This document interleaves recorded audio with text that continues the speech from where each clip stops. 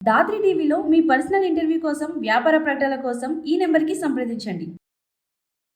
మీరు అంటే ఈ సంపదను చూస్తున్నప్పుడు, ఈ శిల్ప కళను చూస్తున్నప్పుడు, ఈ అద్భుతాన్ని చూస్తున్నప్పుడు ఇది సీరియస్గా తీసుకోవాలి, దీన్ని అందరికీ చేర్చాలని ఏ టెంపుల్ని చూసినప్పుడు అనిపించింది, ఏ ప్రాంతాన్ని చూసినప్పుడు అనిపించింది? సార్ ఒక టెంపుల్ కాదు సార్, మీరు అతి చిన్న గుడికి వెళ్ళినా ఒక ప్రత్యేకత, అతి చిన్న గుడి ఒక ప్రత్యేకత, అతి పెద్ద గుడికి వెళ్ళినా ఒక ప్రత్యేకత. మీకు ఏ గుడి తీసుకున్నా అసలు మన వాళ్ళు ఏం ఆలోచించి చెక్కారో, ఎట్లా చెక్కారో, అసలు ఆ నిర్మాణం వెనక ఉన్నటువంటి తపన, నేను మామూలు ఇది కాదు, అది తపన. ఆ తపన ఎటువంటిదో అసలు ఊహించలేరు మీరు. అసలు ఒక్కొక్క శిల్పాన్ని చూస్తే రాళ్ళని వెన్నలాగా మలిచినటువంటి అద్భుతాలు మనకు కనిపిస్తాయి. అద్భుతాలు మనకు కనిపిస్తాయి. అసలు ఇట్లా చేయి పెడితే తాకాలంటే కూడా ఇంత స్మూత్, అది రాయి అనిపించదు. మీకు నేను ఒక ఇన్సిడెంట్ చెప్తాను. మేము హిమాలయాస్కి వెళ్ళినప్పుడు మా మిస్సెస్ నేను వెళ్ళాం పిల్లలతో సహా. హిమాలయాస్కి వెళ్ళినప్పుడు అక్కడ ఒక టెంపుల్కి వెళ్ళాం. అది అంటే జనరల్గా ఎవరు వెళ్ళరు. ఇంకా నాకు చెప్తేనే ఎత్తుక్కుంటా పోయే. అక్కడ ఉన్న 2 విచిత్రాలు చెప్తాను మీకు. అక్కడ ఒక శివలింగం ఉంది. ఆ పూజారి, సార్ మీరు నీళ్లు పోయండి సార్ అని అన్నాడు. నీళ్లు పోసా. నీళ్లు పోస్తే ఆ రాయి అద్దంలాగా మారింది సార్. నీ ముఖం కనిపిస్తుంది దాంట్లో. ఏంటయ్యా ఇది అని అంటే, ఆయన చెప్పిన మాట చాలా అద్భుతమైన మాట. సార్ దీన్ని ఏదో శిల పేరు చెప్పాడు. మీకేం కనిపించింది సార్ దాంట్లో అని అన్నాడు. నా ముఖం కనిపించింది. సార్ మీరే శివుడు సార్. ఇది భారతీయ ఆధ్యాత్మికత. దాన్ని అర్థం చేసుకోవడమే. నువ్వు మన వాళ్ళు చెప్తారు కదా, ఆత్మవత్ సర్వభూతాని అని. నువ్వు ఆత్మస్వరూపుడివి, నువ్వే శివుడివి, అక్కడ నువ్వే కనిపిస్తున్నావు. ఆ విషయాన్ని నువ్వు అర్థం చేసుకోరా అని చెప్పడం మనకి. ఇదొక విషయం. ఎంత గొప్ప విషయం ఆలోచించండి మీరు ఒకసారి. అవునా కదా? అవును. ఇప్పుడు మానవుణ్ణి మానవుడుగా మలచడం, మానవుణ్ణి దివ్యుడుగా మలచడం, మానవుణ్ణి భగవంతుడుగా మలచడం, ఇది భారతీయ ఆధ్యాత్మిక విధానం. అహం బ్రహ్మాస్మి, నేనే బ్రహ్మని. కారణం ఏమిటి? నీకు అన్యమైంది ఈ ప్రపంచంలో ఏది లేదు అనేది తెలుసుకున్నప్పుడు, నువ్వు ఈ ప్రపంచంలో ఉన్నది అంతా ఒకటే అని తెలిసినప్పుడు నువ్వే బ్రహ్మ అవుతావు. ఆ విషయాన్ని అతని చాలా సింపుల్గా నీళ్లు పోస్తే అవునా కదా? అక్కడ ఇంకొక విచిత్రం చెప్తాను. అంటే మీరు అడిగారు కదా, అది చాలా పురాతనమైనటువంటి ఆలయం, పడిపోయినటువంటి ఆలయం. అంటే పడలేదు, చాలా అంటే పటే పురాణ అంటారు కదా, కొంచెం ఇదైనటువంటి ఆలయం. అక్కడ ఒక వేదిక ఉంది. ఆ వేదిక, ఇదేమిటి ఈ వేదిక అని అడిగాను. ఇంకా మేము కెలకడమే పని, ఎక్కడ పోయినా. ఏమిటి అని అంటే ఆయన చెప్పుకొచ్చాడు, ఈ చుట్టుపక్కల పాములు గరిస్తే, ఎవరినైనా పాము గరిస్తే వాళ్ళని తీసుకొని వచ్చి ఆ వేదిక మీద పడుకోబెట్టి వెళ్ళిపోయేవాళ్ళంట. తెల్లవారేసరికి వాళ్ళు లేచి ఇంటికి వచ్చేవాడంట.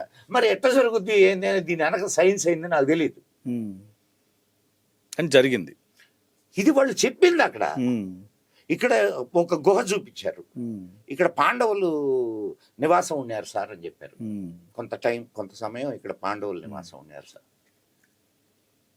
అడుగడుగున మీకు పాండవులు అంటే మన పురాణాలకి, మన ఇతిహాసాలకి, వీటన్నిటికీ కనెక్ట్ అయి ఉండేటటువంటి ప్రదేశాలు మన దేశంలో ఉండేవి. మరి మీరు రామాయణం జరిగిందా, భారతం జరిగింది. మనం ఏ ప్రాంతానికి వెళ్ళినా ఇక్కడ రాముడు నడయాడాడు, ఇక్కడ పాండవులు వాళ్ళ ఆయుధాలని దాచారు, లేకపోతే ఇక్కడ ద్వారక నగరం ఉండింది, ఇప్పుడు సముద్రంలో ఒక నగరం బయటపడ్డది, అది కూడా డిబేటబుల్. అంటే కొంతమంది ఏమంటున్నారు, ఆ నగరం ద్వారక అవ్వచ్చు, అవ్వకపోయి ఉండొచ్చు, ఇలాంటివి కూడా సార్ జరుగుతున్నాయి. ఒక మాట చెప్తాను సార్, ప్రతిదాన్ని అనుమానిస్తూ పోతే మ్మ్. నీ పుట్టుక కూడా అనుమానమే. ఉమ్. అవునా కదా? మ్మ్. సి తల్లి సత్యం, ఉమ్. తండ్రి నమ్మకం. ఉమ్. అవునా కదా? ఉమ్. ఆ? మరి అనుమానం నీ పుట్టుక మీద కూడా ఉండాలిగా. ఉమ్. కాబట్టి నువ్వు ఓకే ప్రతిదాన్ని నువ్వు అనుమానించు, నేను కాదన్నట్టు, ఉమ్. కానీ సత్యాన్ని తెలుసుకోవడానికి ప్రయత్నించు. ఉమ్. అది చేయడంలే గుడ్డగాల్చిన ఎత్తనేసాం. ఉమ్. ఆ? ఇక ఆర్పుకో నువ్వు, ఉమ్. తెలుసుకో నువ్వు, తిరుగు నువ్వు. ఉమ్. ఇది ప్రస్తుతం ఉన్న పరిస్థితి.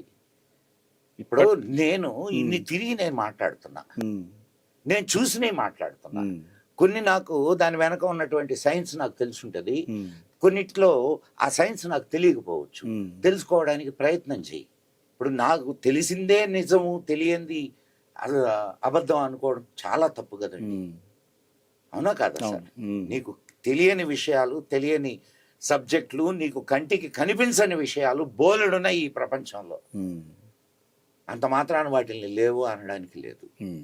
అయితే అన్నీ ఇప్పుడు అనేక రకాలైనటువంటి మాయలు మనల్ని కమ్ముతూ ఉంటాయి. ఉమ్. వాటిని తొలగించుకుంటూ మనం ఉమ్. సత్యాన్వేషణలో ముందుకు సాగుతూ ఉండాలి. సరే, ఇప్పుడు ఎవరైతే ఈ మహాభారతం జరగలేదు, ఇది పుక్కిట పురాణం అనే వాళ్ళకి ప్రామాణికంగా మీరు చెప్పే అంశాలు ఏంటిది? అంటే సార్ మీరే అన్నారు కదా ద్వారక ద్వారక. ద్వారక ద్వారక మీద జరిగినటువంటి పరిశోధనలన్నీ ఉమ్. ఎంతమందికి తెలుసు చెప్పండి నాకు. ఉమ్. రాజకీయంగా దాన్ని ఆపారు, ద్వారక మీద పరిశోధనలు జరగకుండా. తెలుసా మీకు? అంటే దానివల్ల ఎవరు లాభపడతారు? నువ్వు గొప్పడు అని తెలిస్తే నీ ఎగ్జిస్టెన్స్ ఇదైంది అనుకోండి. ఉమ్. భారతదేశంలో ఓట్ పాలిటిక్స్ కదండి, ఓట్ పాలిటిక్స్ భారతదేశంలో ఉండేది. ఉమ్. కానీ ఇది బయటపడితే మన గొప్పతనం కదా బయటపడేది. అంటే ప్రపంచ నువ్వు గొప్పవాడివని తెలుసుకోకూడదు. నువ్వు అంటే మన గొప్పతనాన్ని మనం కూడా ప్రపంచంలో బయట పెట్టుకోకూడదు. నువ్వు నీ గొప్పతనాన్ని నువ్వు తెలుసుకునేటటువంటి విద్య నువ్వు ఇప్పుడు దాకా ఏం చదువుకున్నావు నాకు చెప్పండి. ఉమ్. చిన్నప్పటి నుంచి నువ్వు చదువుకున్నటువంటి చరిత్ర, ఈజ్ ఇట్ కరెక్ట్? ఉమ్. మీకు ఒక విషయం చెప్తానండి. మునిగిపోయిన ద్వారకలో సిరామిక్ టైల్స్ వేసి ఉన్నాయి, తెలుసా మీకు? సిరామిక్. ఆ? సరే, ద్వారక ఆ ద్వారక ఈ ద్వారక ఒకటి కాదు, ఓకే అనుకుందాం. ఉమ్. ఇప్పుడు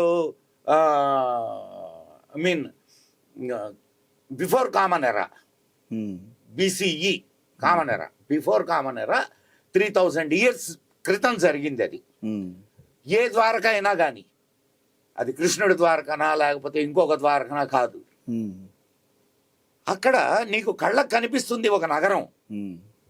దాంట్లో సిరామిక్ టైల్స్ వాడారు. ఉమ్. సైన్స్ కదా? తెలుసుకోవాల్సింది ఏంటి నువ్వు? ఎవరు కట్టారు ఆ గొప్ప? 3,000 సంవత్సరాల అంటే 5,000 సంవత్సరాల క్రితం ఉమ్. నీకు ఇంత అద్భుతమైనటువంటి చరిత్ర ఉంది. కృష్ణుడిదా కాదా అనేది పక్కన పెట్టేయండి, ఉమ్. వాస్తవమా కాదా? ఉమ్. సిరామిక్ టైల్స్ మీరు ద్వారక అంటే ఏదో ఒక చిన్న ద్వీపం లాగా అనుకోకండి. ఉమ్. ద్వారక ఎక్కడి నుంచి ఎక్కడి దాకా విస్తరించి ఉందో తెలుసా మీకు? ఉమ్. అనేక నావల మీన్ వాటిని ఏమంటారు, నాటికల్ మైల్స్. అదే నావల ఆగేటటువంటి ఇవి ఓడరేవులు. ఓడరేవులు. ఎన్ని ఓడరేవులు ఉన్నాయో తెలుసా? ఉమ్. బయటపడ్డాయి ఆ నగరానికి. ఆనాటి నగరాల పేర్లు ఈనాటికి ఉన్నాయా? మీకు ఎవిడెన్స్ అంటే ఏం కావాలి ఉమ్. చెప్పండి నాకు. ఇప్పుడు ఎవిడెన్స్ అంటే వాళ్ళు అనేది ఏంటంటే, ఒక రామాయణం జరిగిందంటే అందులో విమాన ప్రస్తావన ఉంది. మరి ఎందుకు విమానాన్ని మనం తర్వాత కాలంలో ఎందుకు చేయలేకపోయాం? ఎందుకు ఆ టెక్నాలజీని డెవలప్ చేయలేకపోయాం? ఇప్పుడు ఆ అడిగిన వాళ్ళకి ఉమ్. నేను ఒకటే ప్రశ్న వేస్తాను. ఉమ్. నువ్వు ఎక్కడ పరిశోధన చేసావు నీ గ్రంథాల మీద? ఉమ్. ఆ తర్వాత సంస్కృతాన్ని నువ్వు మృత భాషగా తయారు చేసావు, అవునా కాదా? ఇప్పుడు మాట్లాడే వాళ్ళు లేరు అసలు నాకు తెలిసి. సంస్కృతాన్ని అధ్యయనం చేసేవాళ్ళు లేరు. ఉమ్. మరి సంస్కృతంలో ఉన్నటువంటి నీ విజ్ఞానం నీకు ఎక్కడ వస్తుంది? పోనీ దాని మీద ఏమన్నా రీసెర్చ్, అసలు మనకు భారతదేశంలో మనకు స్వాతంత్రం వచ్చింది అనుకున్న తర్వాత రీసెర్చ్ అండ్ అనాలిసిస్ వింగ్స్ ఉన్నాయా? ఆ బడుద్దాయి గాడు ఎవడైతే ఆ క్వశ్చన్ వేశాడో వాడికి ఈ క్వశ్చన్ వేయండి, నీ ప్రభుత్వాన్ని అడగరా అని. అవునా కాదు సార్? ఎంత విజ్ఞానం ఉంది నీకు? లేదు, రామాయణ కాలంలో ఉందో లేదో, నీకు వైమానిక శాస్త్రం ఉంది, భారద్వాజుడు రాసినటువంటి వైమానిక శాస్త్రం ఉంది, ఈనాటికి ఉంది.